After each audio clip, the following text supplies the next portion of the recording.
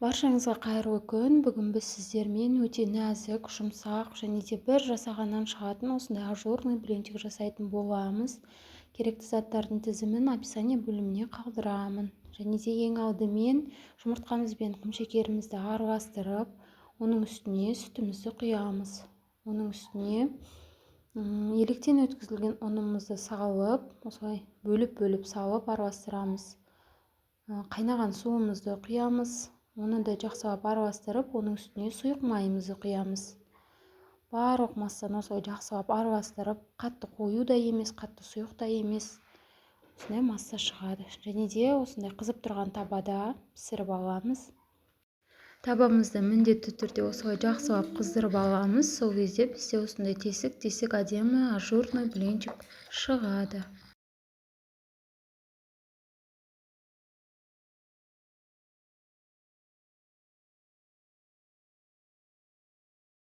Міне бізде осындай блинчиктер дайын болды. Және де ұнаса каналыма тіркеліп, лайк басып, комментарий жазып кетіңіздер.